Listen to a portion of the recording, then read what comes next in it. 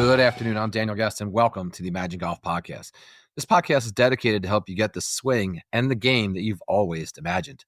Today's episode is brought to you by Imagic Golf, imagine that, and PXG. You can go to our site, imagicgolf.com, to see all of our offerings, including our free drills, our practice plans, our golf ebooks and videos, or to book a lesson with me at our state-of-the-art studio right outside of Philadelphia, or virtually from anywhere in the world through our partner, thegolfliveapp.com. And you can sign up for our free tips and videos that go out once a week, every week, by simply dropping us your email. Well, here it is. It is the 10th of, I almost said July. It is the 10th of January, 2025. It's the first episode of the year after a little hiatus. I actually took a vacation. The first time I took 10 days off in a very, very long time, almost 10 years, frankly. And back raring to go. Instruction is up at an all-time high. We had a fantastic year last year, and it's right back. It's funny. It slows down a week or two, maybe 10 days before Christmas, and about a week after the New Year, and then, man, it's right back at it. So golf is more popular than ever. A little sidetrack. Golf is more popular now than soccer in the United States. And even ice hockey, one of my favorite sports, which is sad for ice hockey, but great for golf. So things are rolling, and that's an easy segue into what we're discussing today, which is the aforementioned, for lack of a better, TGL, right? Known as the Tiger Golf League. It actually stands for Tomorrow's Golf League, but it's the golf league that is financed by his royalty himself, right? Tiger Woods, and golf royalty, I should say, and Rory McIlroy, right? These guys put up the money. It's a unique concept, right? It's a golf league of 6 teams with indoors in a dome setting, if you would, one of these inflatable domes, if you would, meaning it's pressurized to keep the roof up, if you would, and just some incredible tech, man. I mean, just absolutely incredible tech. It's called the SoFi Stadium. We're going to talk about that in a minute. But this indoor league is, look, I don't want to say it's going to be the future of golf, right? In fact, I hope it's not the future of golf. I hope people aren't not playing out golf outside and now decided they're going to go inside and play. But I got to tell you, I was impressed, man. First of all, I couldn't wait for it to happen, right? It's, for those that know, it was postponed about almost 1 year exactly when a hurricane ripped through South Florida, right in the middle of construction, ripped the roof, if you would, and they had no power. So all the technical stuff, right? All the electronics got wasted, if you would, for lack of a better, and they had to pretty much start from square one again. So a year in the making, actually 2 years in the making, right?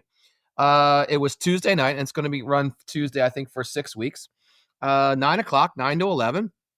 And I actually had lessons all the way up to 9 p.m. that night. So I had my wife put it on record. That's how much I wanted to see it. And I don't want to say I was riveted to the screen by any way, any shape or form, right? It's not like I'm watching the Masters or I'm watching, the U.S. Open or the Ryder Cup, for crying out loud, right? But I was definitely interested. It was cool, all right? And it did well. I mean, for week one, the inaugural broadcast, it pulled like, depending on what numbers you look at or what sources you look at, but between 1 million and 1.2 million viewers, which is more than most college basketball games, right? It pulled 3.2 unique visitors. I really never really understood that difference, right? So you mean to tell me that 1.2 million people watched it, but another 2 million dropped in and just took a look at it? Yeah, maybe, right? But those are okay numbers, right? They're not amazing numbers, but they're not weak numbers for sure. I would give it a robust. There's a good adjective for you. Definitely a robust first pull, if you would, on viewership. Right now, look, it's on ESPN, so ESPN carries a lot of weight. It's in a lot, it's at the airport. It's in a lot of bars. It's in the barbershop.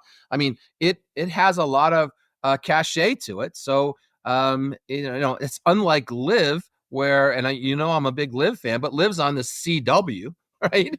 The CW is not on in airports, it's not on in bars, and it's certainly not on in barbershops, right? So just the fact that it made it to ESPN, and anything with Tiger Woods or Rory McIlroy, and it's going to make it on ESPN. So that's good. And on purpose, Tiger wasn't playing. Tiger or Rory wasn't playing. I thought that was a brilliant move, right? I think, and I wish we could figure this out, right? But if you looked at the 1.2 million viewers, or even the 3.2, maybe that explains it. Maybe the 2 million that just dialed in, if you would, or check it out, they realized that Rory and Tiger aren't playing, so they exited stage left, right? I don't know, but I wonder how many people thought they were actually going to see Tiger or Rory. Now they were present, and the camera's on them. Every second the camera could get on them, if you would, but they're not playing until week 2, all right, which is next week, right? So I think it's the 14th or whatever, right? So I thought that's brilliant. Right now, you have a good first week. You're going to have a fantastic second week, and then that leads into the week 3 and week 4. So I think it was overall well done. A couple things that really, really stood out to me. First, and by the way, I don't subscribe to that this is going to change how golf is played forever. I know if you looked at the Twitter sphere, you looked at social media, I should say the X sphere, I guess it is anymore, right? But if you look at social media, right, I think it was, at least in my social media feed, the feelings were mixed, right? You got your haters, you got your lovers, and then everything in between, right? But I think pretty much right down the middle, it was 50-50, maybe 60-40 in my personal feed on the positive versus the negative. But I look at it like an exhibition, right? I look at it like something cool, something different to watch. I don't know that I would sign up and record it every week over week. I don't know that I would be pissed off if I missed it, missed a week, if you would. But I got to tell you, I'd love to go see it in person.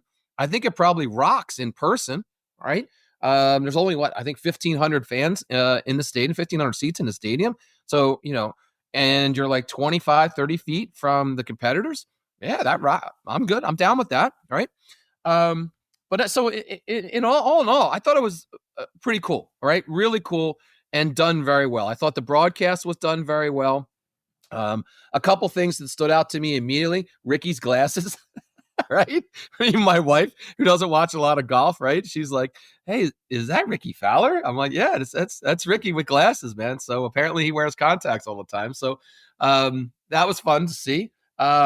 Not as much smack talk or trash talking as I thought there would be, but there was enough of it to make it a little bit interesting, right? Shane Lowry is definitely funny, man, and you can definitely, his voice stood out, being the only one with like a hardcore British accent or a Scottish accent, whatever it is there, right? But look, some really cool things. The technology is off the charts, right? The screen is 5 stories tall. The green is, and they hit 36 or 30 some yards away from the screen. Real grass. They're teeing off on real grass. The sand in the bunkers is the same sand that is in the Augusta National, where they play the Masters. The green rotates, around 360 like rotation, so that everyone can see it. Excuse me. There's 600 actuators that make the green go up, down, in any which direction based on the hole that they're playing. I thought some of the holes were kind of hokey. The fact that you can put up anything on the screen, right? Anybody can make any type of golf hole that they wanted to with today's technology. There's a volcano hole, you're hitting through lava and all that. I thought that was a little hokey, but some of the other holes were just absolutely stunning. And again, if I was there, I might think differently on some of the hokiness that it came across on the television screen. But I'm more of a traditionalist in that regard. I'd like to see them hit on real courses, right? I think what really would be cool is if they had to play the same courses that they normally play, like throw up Augusta National on there, right? Of course, they know inside and out, and see how good they are, electronically on it or virtually on it. That would be interesting to me. I thought that the movable green, right?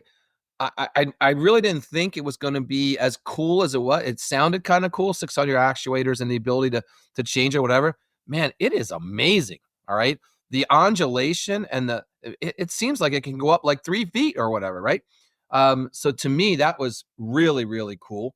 The real grass and real sand, I thought was an incredible touch, right? Something that the average Joe never experiences, if you would, in a simulator. So I thought that was a phenomenal touch. They had a little robot running around, right, driving around and filming people the entire time. Really nice, right? I like the fact that the robot doesn't talk, right? I think a lot of times the commentators, we hear too much of the commentary, not enough of the event, if you would. And there was a little bit of that going on here, I think the commentators will settle in, right? There was a lot of celebrities in the crowd, so there was a lot of banter back and forth with these celebrities. I don't really need to see DJ Khalil or any of these other people in the stands, right? I'm frankly celebrityed out if there is such a thing right now. So I was tuning in to see the golf and the newness and the uniqueness of the event. I could care less what celebrities were, and I think that'll go away right after the initial round is over. The shot clock was amazing, right? To me, the shot clock just emphasizes what I've been saying for well over a decade now, right? That I never remember golf being as slow as it is now. And I've played competitive golf, right? I never, ever, and I've watched competitive golf for longer than I want to admit, right? I've never seen golf and golfers and professional golfers in particular play as slow as they do now. I mean, it's mind-boggling to me. And I'm 59 years old. I get it. My son doesn't have the same idea that I do because he's only in his 20s. But, I guarantee you, Sam Snead, Jack Nicklaus, Arnold Palmer, you name the golfer from a few years back, dude, they never once played this slow, right? Never. So I thought the shot clock was amazing. And furthermore, it just proves that these guys, meaning these professionals, they have no issue with, lining up, picking their spot and hitting their shots, right? Now, some of you argue, I'm sure, well, it's an exhibition. There's no pressure. There's no win. Okay, good. I get all that, right? But still, they can play faster. So if anything comes out of this league, and I think there will be a couple things that kind of transcend their way into the PGA and Live tours or professional tours in general. I think the shot clock should be one of them, man. I think it definitely, especially with this crazy world we're in, where there's a million and one things to do and no one has enough time, to sit around and watch 6-hour golf match, right? Make these golfers actually have a shot clock, if you would. A couple other things stood out to me. I wasn't sure how into it the golfers would be, right? I'm certain and sure that it's an honor to be asked, if you would, by Rory and Tiger to play in the league. But these guys aren't getting paid anything. So I wasn't sure how that was going to resonate with them. Would that show through in their performance? And I didn't get that feel at all. I certainly didn't get like a Ryder Cup feel, right? Where everybody is, Team USA or, Team World or whatever, right? But it seemed like the team thing was starting to gel, right? And yeah, it was good, right? It's interesting watching the team event, right? A PGA style team event, which they were totally against and shit all over Live for doing it, right? But now all of a sudden, here we are, an exhibition and a team event, two things that they used to crap all over the Live for, right? So, yeah, I think overall, I enjoyed it. I thought it was really, really cool technology, like I mentioned, and I enjoyed some of the shots were just absolutely amazing. And by the way, a bunch of flubs, right? A bunch of guys came up short on a ton of holes. And so that was kind of fun to watch as well. The only negatives that I really had, right? I mentioned earlier kind of the commentary. I thought there's way too much talking, right? Too much SoFi, man. It's a SoFi Center. It's a SoFi, building. It's a SoFi trophy. It's a SoFi playoffs. Oh, by the way, here's a SoFi commercial. Here's another SoFi commercial. Did I mention it's a SoFi building? Thanks to SoFi. Look, man, I get it. They put up the money. I get it. All right. They're the beast of fintech. I get it. So I'm hoping to see less of that. I don't think I'll get rewarded with that, but it'd be nice to see less SoFi and talk less SoFi, if you would, right? And it's going to be interesting to see the other teams. It wasn't much of a match. They won 9-2, like the Bay Club beat New York 9-2. So, and the New York team was just never really in it, right?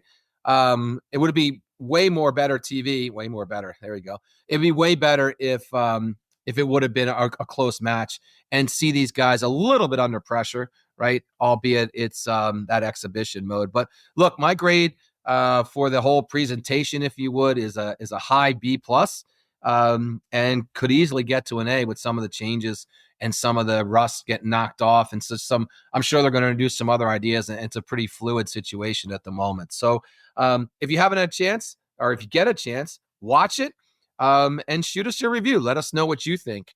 I'm always interested in hearing what the podcast generates, if you would. And speaking of podcast, I want to thank everyone for listening. We're off to a great start, coming off of 2024, our best year ever for the podcast, and we're looking to really grow. I'm making more of a commitment to, and I know what you're saying if you're a regular listener, Daniel, you said this before, but I'm making more of a commitment to have more of a regular cadence than I have before. So there you have it. That's today's podcast. Thanks for tuning in.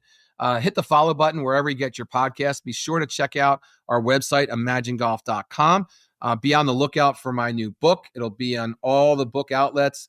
It'll be in Barnes & Noble. It'll be on Amazon. It'll be hardback, paperback. It'll be digital. It'll be on an audio book. So that's coming out, I want to say the end of January. We're getting closer and closer. So my publisher keeps saying, don't promise anything, but all right, if it's not the end of January, there you go. A little disclaimer, it might be February, but it's coming out soon. Check us out on all the social media platforms. We're on them all. And here's to getting you the swing and the game that you've always imagined.